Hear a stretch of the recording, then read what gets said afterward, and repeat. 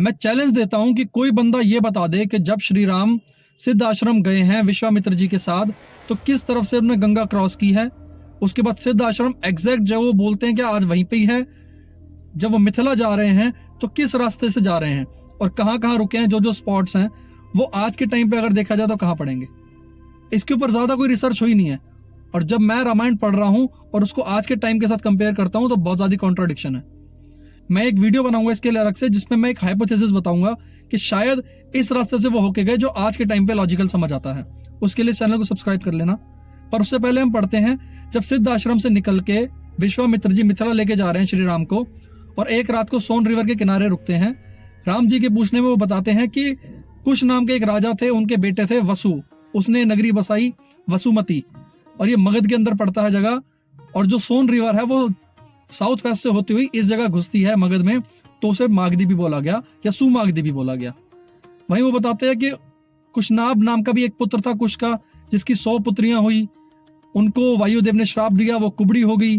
फिर ब्रह्मदत्त से विवाह के बाद वो ठीक हो गई।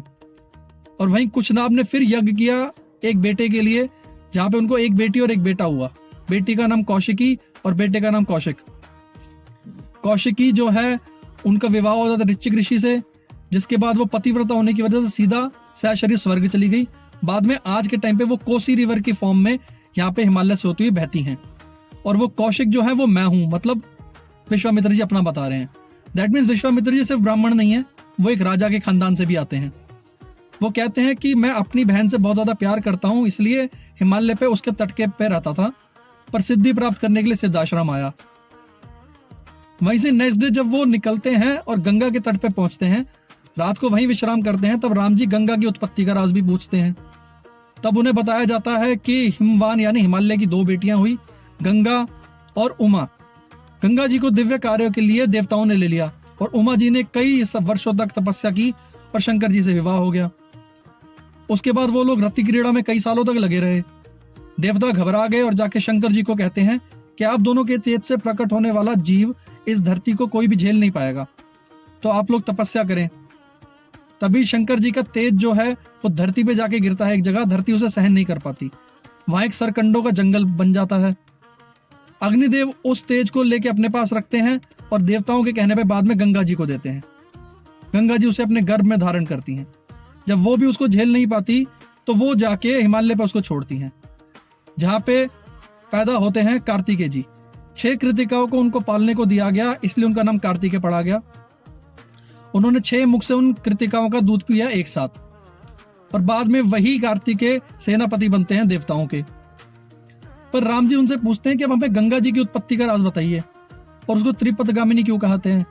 तब वो बताते हैं क्योंकि गंगा आकाश में गई, दूसरी वो स्वर्गलोक में है, तीसरी वो रसातल के अंदर भी आई, तो इसलिए उसको त्रिपदगामिनी कहा।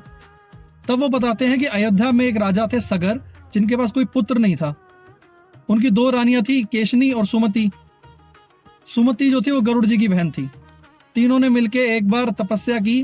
भृगु ऋषि प्रसन्न होकर उनको कहते हैं कि तुम्हें वरदान देता हूं, एक पत्नी से एक बच्चा होगा जो वंश को आगे बढ़ाएगा, दूसरी से 60,000। तो वहीं सुमति एक्सेप्ट करती हैं कि 60,000 बच्चे मुझे हों। बाद में एक तुम्बी के आकार का पिंड निकलता है, जिसे तोड़कर घी के घड़ों के अंदर रखा जाता है और दाई माँ उनको ध्यान रखती हैं। बाद में वो 60,000 बच्चे बड़े होते हैं। और वहीं पे जो एक बच्चा हुआ उसका नाम हुआ असमंज, जो बड़ा होके दूसरे बच्चों को सरयू के अंदर फेंक देता था और लोगों को परेशान करने लगा, तो सगर जी ने उसको देश से निकाल दिया। वहीं पे ही असमंज का एक बेटा हुआ अंशुमन, जो बहुत अच्छा था, बलवान भी था और समझदार भी था और कृपालु भी था। बाद में सगर जी ने अश्वमेध यज्ञ करने का सोचा। उसके घोड़े को इंद्र राक्षस बन के चुरा के ले गया। उसको ढूंढने के लिए उन्होंने अपने 60,000 बेटे भेजे। 60,000 बेटे गए ढूंढते हुए और उनको बोला कि पूरी धरती खोद दो। उनके बेटे इतनी बलवान थे, वो खोदने लगे तो ऐसा लगा धरती के ऊपर वज्र चल रहा है। रास्ते में आते हुए जो भी चीज नाग गंधर्व जो भी मिले उन सबको मारते रहे। वो जैसे परेशान हो गए, सब ब्रह्मा जी के पास गए। ब्रह्मा जी कहते हैं कि इनका अंत ऐसे ही होना है, तो आप लोग परेशान ना हो। जब उन लोगों को कुछ नहीं मिला तो वापस सगर जी के पास जाके कहते हैं कि हमें नहीं मिला। तब सगर जी कहते हैं कि धरती को और खोल के रसातल पाताल तक चले जाओ, ढूंढ के लाओ। वो वापस सगर जी के जब 60,000 पुत्र वापस खोदना शुरू करते हैं तो उनको वहां पे एक दिग्गज मिलता है जिसका नाम है विरूपाक्ष। दिग्गज मतलब ऐसा हाथी जिसके अंदर 10,000 हाथियों का बल है। विरूपाक्षी परिक्रमा करके वो दक्षिण दिशा में आते हैं, जहां पे उनको मिलता है महापद। दक्षिण के बाद वो पहुंचते हैं पश्चिम में, तो उन्हें मिलता है सोमनस, और वहीं से ही जब वो उत्तर के अंदर पहुंचते हैं तो उन्हें मिलता है श्वेतभद्र। ये 4 दिग्गजों ने अपने सिर के ऊपर धरती को धारण किया हुआ है, और जैसे इनमें से कोई एक सिर हिलाता है तो भूकंप आता है। उसके बाद वो खोदते खोदते और नीचे जाते हैं, जहां पे जाके उनको कपिल मुनि का आश्रम मिलता है, जहां उन्हें अपना घोड़ा दिख जाता है। कपिल मुनि को जाके वो काफी ज्यादा गुस्सा करते हैं। कपिल मुनि गुस्से में आके उन 60,000 को श्राप देके भस्म कर देते हैं। उसके बाद सगर जाके बोलते हैं अंशुमन को कि तुम जाके चेक करके आओ। अंशुमन जब वापस उसी रास्ते पे आते हैं तो उनको जाके घोड़ा मिलता है, और अपने सारे जो 60,000 चाचा हैं वो सारे मरे हुए मिलते हैं।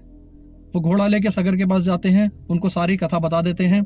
सगर जी अपना राज्य अंशुमन को दे देते हैं और खुद चले जाते हैं हिमालय पे तपस्या करने के लिए, ताकि अपने पुत्रों को किसी ना किसी तरीके से मोक्ष दिलवा सके, और वहीं पे वो उनका स्वर्गवास हो जाता है। उसके बाद अंशुमन भी सेम करते हैं। फिर अंशुमन के बेटे आते हैं दिलीप, वो भी सोचते हैं कि मैं क्या करूं, पर इसी टेंशन में उनका भी डेथ हो जाती है। उसके बाद उनके बेटे आते हैं भगीरथ। भगीरथ जी जाके ब्रह्मा जी की तपस्या करके उनसे प्रसन्न करते हैं और गंगा जी को धरती पे लाने के लिए कहते हैं, जिससे ब्रह्मा जी प्रसन्न होकर उन्हें कहते हैं कि तुम जाके शिव जी की तपस्या करो, क्योंकि गंगा के प्रवाह को कोई और रोक नहीं पाएगा। उसके बाद वो अपने एक अंगूठे पे खड़े होके शंकर जी की तपस्या करते हैं 1 साल। शंकर जी प्रसन्न होके आते हैं और उन्हें कहते हैं कि मैं गंगा के प्रवाह को रोकूंगा। तब जाके भगीरथ जी ब्रह्मा जी को बोलते हैं गंगा के आने के लिए। गंगा जी जब आने लगती हैं तो वो सोचती हैं मैं इतने प्रवाह से आऊंगी कि शंकर जी को लेके पाताल में चली जाऊंगी। ये बात शंकर जी को समझ आती है, पता चलती है, तो वो अपनी जटाओं के अंदर ही गंगा जी को संभाल लेते हैं और उन्हें बाहर निकलने का रास्ता ही नहीं मिलता। गंगा जी कई वर्षों तक वहीं भटकती रहती है, जिससे परेशान होकर भगीरथ जी वापस शंकर जी की तपस्या करते हैं। उन्हें प्रसन्न करके गंगा जी को लेके आते हैं धरती के ऊपर। शंकर जी गंगा जी को एक सरोवर में छोड़ते हैं, जहां से उनकी 7 धाराएं निकलती हैं। 6 पूर्व में, 6 पश्चिम में जाती हैं, और एक धारा भगीरथ जी के साथ साथ पीछे आती है। रास्ते में आती हुई वो भगीरथी कहलाई, और उनके साथ में जितने भी पशु पक्षी रास्ते थे वहां उपजाऊ होने लगे, और रसातल तक गई, जहां पे जाके सगर जी के सारे बच्चों का उद्धार हो गया। ये कहानी विश्वामित्र जी ने बताई श्री राम को। श्री राम क्योंकि सगर जी के ही वंश के अंदर आते हैं। इसके बाद विश्वामित्र जी श्री राम को कहते हैं कि अब काफी अंधेरा हो चुका है, रात हो चुकी है, निशाचर निकल चुके हैं, पशु पक्षी अपने अपने ठिकानों पर जाके सो चुके हैं, हम लोगों को भी सोना चाहिए, ताकि हम कल देर ना हो जाए हमें कहीं जाने के लिए और थकावट ना हो रास्ते में। इसके बाद विश्वामित्र जी श्री राम वगैरह सब जाके सो जाते हैं। अब आगे की जो कहानी है उसके अंदर हम देखेंगे कि वो गंगा को पार करते हैं। गंगा पार करने के बाद वो लोग मिथिला की तरफ जा रहे हैं, किस जगह पे वो रुकते हैं, ये सारी बातें हम अगली वीडियो के अंदर जानेंगे। अगर आप लोगों को ये वीडियो पसंद आ रही हो तो प्लीज इस चैनल को सब्सक्राइब कर लें, और एक बार जय श्री राम कमेंट में लिख के जरूर जाइएगा। तब तक के लिए जय श्री राम।